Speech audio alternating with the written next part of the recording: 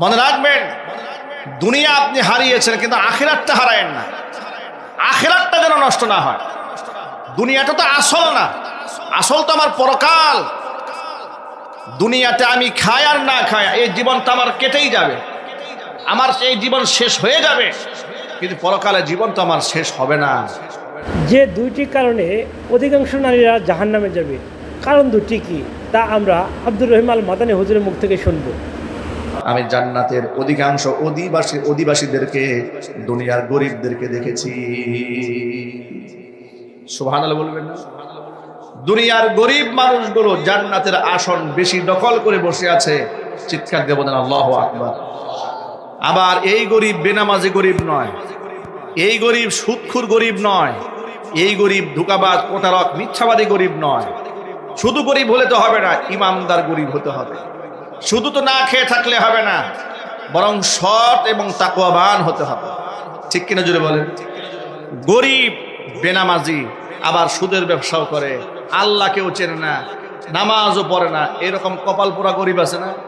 এগুলো খসিরত দুনিয়াওয়ালা আখেরা, এগুলো দুনিয়াও নাই, এগুলো আখেরাতও নাই। মনে রাখবেন, দুনিয়া আপনি হারিয়েছেন কিন্তু আখিরাতটা হারায়েন না। আখিরাতটা যেন নষ্ট না হয়।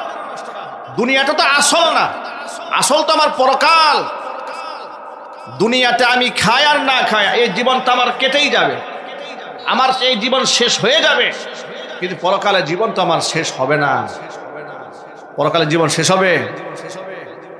আল্লামা রুমি রহমাতুল্লাহি আলাইহি পরকালীন জীবনের একটা উদাহরণ টেনেছিলেন যে দুনিয়ার সাথে পরকালের জীবনের উদাহরণটা কিভাবে টানা যায়। তিনি বলেছিলেন যে জমিন থেকে আসমান পর্যন্ত যে পুরো ফাঁকা জায়গাটা আছে, এই পুরো জায়গাটা যদি সরিষার দানা দিয়ে ভরে ফেলা হয়। কিসের দানা ভাই বলেন তো? সরিষার দানা দিয়ে যদি ভরে দেওয়া হয়, 7 আসমানের উপর থেকে যদি একটা কবুতর, একটা পাখি এসে একটা দানা নিয়ে যায়, আবার 70 বছর অপেক্ষা করে, আবার আর একটা দানা নেওয়ার জন্য আসে, দানা নিয়ে গেলে আবারও 70 বছর অপেক্ষা করে, এরকম একটা দানা নিয়ে 70 বছর গ্যাপ দেয়। এরপরেও তো আশা করা যায় কোনো না কোনো একটা দিন পৃথিবীর দানাগুলো নেওয়া শেষ হয়ে যাবে। কিন্তু পরকালীন জীবন এমন একটা জীবন, যে জীবনের শুরু আছে, যার কোনো শেষ নাই। দুনিয়ার জীবনে তো শেষ আছে, কিন্তু পরকালীন জীবনের শেষ নাই। তো সীমাহীন জীবনের প্রস্তুতি আমাদের গ্রহণ করতে হবে। সুতরাং কারোর সাথে মুআমালা থাকলে এটা মিটিয়ে ফেলতে হবে। হাদিসের মূল অংশটা শেষ করি। আল্লাহ নবী সাল্লাল্লাহু আলাইহি ওয়াসাল্লাম বলেন, ইত্তলাতু ফিল জান্নাতি ফারাআইতু আকসারা আহলিহাল ফুকারা। জান্নাতে যখন নজর করলাম, তাকে দেখলাম জান্নাতের অধিকাংশ বাসিন্দা পৃথিবীর গরিব মানুষগুলা, নেককার গরিব মানুষ। নেককার গরিবরা কিয়ামতের দিন নেককার ধনীদের কম পক্ষে 500 বছর আগে আল্লাহর জান্নাতের মেহমান হবে। সুতরাং সম্পদ কম হওয়া, দরিদ্র হওয়া এটা কপাল পোড়া হওয়ার লক্ষণ নয়, হতভাগ্য হওয়ার লক্ষণ নয়। গরিব মানুষ বলে নিজেকে কথা ভাবার কোনো সুযোগ নাই যে আল্লাহ বোধহয় আমাকে পছন্দ করেন না, বরং আল্লাহ পাকের মুকাররাব বেশিরভাগ বান্দারাই দরিদ্র ছিলেন। সুবহানাল্লাহ বলেন। আল্লাহর হাবিব হাদিসের শেষাংশে বলেন, অত্তলাতু ফিন্নার। জাহান্নামে উকি দিলাম, দেখি জাহান্নামী কারা। ফারাআইতু আকসারা আহলিহান নিসা। জাহান্নামের অধিকাংশ বাসিন্দা আমি নারীদেরকে দেখেছি। আল্লাহ পাক যেন আমার মা বোনদেরকে হেফাজত করেন। ইবনে আব্বাস রাদিয়াল্লাহু তাআলা আনহু থেকে বর্ণিত একটা হাদিসের মধ্যে এর কারণ দর্শানো হয়েছে। ঈদের নামাজ পড়ে পুরুষদের সামনে খুতবা দিয়ে মহিলাদের কাছে যাওয়ার পরে আল্লাহর নবী তাদেরকে ডেকে বললেন, ইয়া মাশারান নিসা, হে মহিলারা, তাসাদ্দাকনা ফা ইন্নী উরিতুকুন্না আকসারা আহলিন নার। তোমরা বেশি বেশি দান করো, কারণ আমাকে দেখানো হয়েছে অধিকাংশ নারী জাহান্নামী। নারীরা জিজ্ঞেস করলেন, ফাবিমা যাকা ইয়া রাসূলুল্লাহ, কোন সেই পাপের কারণে অধিকাংশ নারী জাহান্নামে যাবে? হুজুর বললেন, 2টা পাপের কারণে। এক হচ্ছে লিতুকসিরনাল লানা, বেশিরভাগ লানত দেওয়া। 2 নাম্বার তাকফুরনাল আশির, স্বামীর নাফরমানি করা। এই 2টা পাপের কারণে অধিকাংশ নারী জাহান্নামের আগুনে পুড়বে। আল্লাহ পাক যেন আমার মা বোনদেরকে পরিপূর্ণ হেদায়েত নসিব করে। আমি যে মূল হাদিস থেকে এটা টেনে এনেছি, সেই হাদিসের আসল অংশে ফিরে যায়। হুজুর সাহাবীদেরকে বলেন, ও সাহাবীরা, আতাদরুনা মানিল মুফলিস, জানো সর্বহারাকে?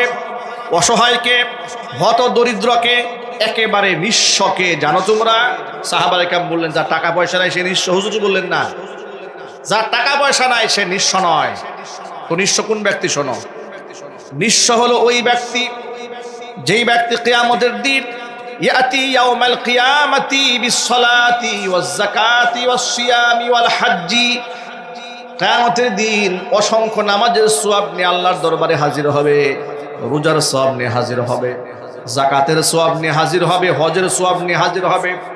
সওয়াবের পাহাড় নিয়ে দাঁড়িয়ে যাওয়ার পর অসংখ্য লোকেরা তার বিরুদ্ধে আল্লাহর দরবারে নালিশ দিবে, রব্বুল আলামিন এই লোকটার জমিনে আমাদের অধিকার নষ্ট করেছিল। কেউ তো বলবে ক্ষমতার দাপট দেখিয়ে সে আমার জমি দখল করেছে, কেউ বলবে যে সে সরকারি অফিসার ছিল, আমি আমার বৈধ ফাইল তার কাছে সাবমিট করেছিলাম, কিন্তু 50,000 টাকা ঘুষ না নিয়ে সে আমার ফাইলটা ছাড়ে নাই। এরকম আল্লাহর ওলি অফিসার নাই দেশে? কথা বলে না, নাই? আছে। এমন নেতার কাছে গিয়েছিলাম একটা বিবাদ মীমাংসা করার জন্য, আমার জমি অন্যরা দখল করে নিয়েছে। নেতার কাছে যাওয়ার পর নেতা আমাকে কন্ডিশন দিয়েছে, বিচার করে দেব, 2 লাখ টাকা আমাকে দিতে হবে। না এরকম নেতা দেশে? মেম্বার সাহেব বিচারে বসেছে, তাকে অগ্রিম 5,000 টাকা অ্যাডভান্স দিতে হবে। এমনকি রাস্তাঘাটে অসংখ্য লোকেরা লেবু বিক্রি করতে বসেছে, তার কাছ থেকে চাঁদা নিয়েছে, ঘুষ নিয়েছে, সুদ নিয়েছে। এরকম কাজ যারা করেছে, এই যে মানুষের অধিকার নষ্ট করেছে, এই সমস্ত অধিকার বঞ্চিত মানুষগুলো হাসরের মাঠে আল্লাহর আদালতে এই নামাজের বিরুদ্ধে নালিশ দেবে। এই হাজী সাহেবের বিরুদ্ধে আল্লাহর আদালতে বিচার দেবে। রব্বুল আলামিন জমিনে পেশি শক্তির কারণে তার কাছ থেকে আমি জমি উদ্ধার করতে পারি নাই, সে অধিকার নষ্ট করেছে। আল্লাহ পাক বলবেন, ও হাজী সাহেব, ও নামাজি সাহেব, ও রোজাদার বান্দা, এবার যে সমস্ত ব্যক্তির অধিকার নষ্ট করেছিল, হক নষ্ট করেছিল, তাদের অধিকারগুলো আদায় করো, তাদের সে পাওনাগুলো মিটায় দাও। সে ব্যক্তি বলবে, রব্বুল আলামিন পাওনা কি দিয়ে মিটাবো? আমার কাছে জমি জমা নাই, এখন আমার কাছে টাকা পয়সা নাই, কি দিয়ে ঋণ পরিশোধ করবো? আল্লাহ পাক বলবেন, আছে কি? বলে আমল নামায় কিন্তু সওয়াব আছে, সওয়াবগুলো বন্টন করো। তখন নিজের কষ্টার্জিত ইবাদত সওয়াব, যা সে অনেক কষ্টের বিনিময়ে অর্জন করেছিল, নামাজের সওয়াব, রোজার সওয়াব, হজের সওয়াব, যাকাতের সওয়াব, এগুলো বন্টন শুরু হবে। বন্টন করতে করতে করতে করতে এক পর্যায়ে এমন হবে যে আমল নামা শূন্য হয়ে যাবে। কিন্তু পাওনাদার এখনো শেষ হয় নাই, কারণ সে দুনিয়াতে এত বড় জালেম ছিল, এখনো কিছু পাওনাদার বাকি আছে। পাওনাদার দাঁড়িয়ে বলবে, রব্বুল আলামিন তার কাছে তো আমার আরো অনেক পাওনা আছে। আল্লাহ পাক তাকে ডেকে বলবেন, পাওনা মিটিয়ে দাও। ব্যক্তি বলবে, রব্বুল আলামিন কি করে পাওনা মেটাবো? আমার তো কিচ্ছু নাই। আল্লাহ পাক তখন বলবেন, দেওয়ার মতো কিছু না থাকলে ওর আমল নামাতে গুনাহগুলো নিজের আমল নামায় নিয়ে নাও। তখন ব্যক্তি অন্যের গুনাহগুলো নিজের আমল নামায় নিয়ে সে জাহান্নামে চলে যাবে। চিৎকার দিয়ে বলেন নাউজুবিল্লাহ। আল্লাহর নবী বলেন, এই হচ্ছে আসল দিনহীন, আসল সর্বহারা, আসল মিসকিন, আসল নিঃস্ব হলো এই ব্যক্তি, যেই ব্যক্তি পরকালে নিঃস্ব হয়ে জাহান্নামের আগুনে চলে যাবে। আল্লাহ পাক যেন এমন নিঃস্ব হওয়া থেকে আমাদের সকলকে হেফাজত করেন। সকলে বলুন আল্লাহুম্মা আমিন। আল্লাহ রাব্বুল আলামিন আমাদের সকলকে সঠিক বুঝ দান করুক এবং সঠিক পথে চলার তৌফিক দান করুন, আমিন। সম্মানিত ভিউয়ার্স, ভিডিও সম্পর্কে আপনার মতামত কমেন্টসে লিখবেন। ভিডিওটি একটি লাইক দিয়ে চ্যানেলটি সাবস্ক্রাইব করে রাখবেন। আসসালামু আলাইকুম।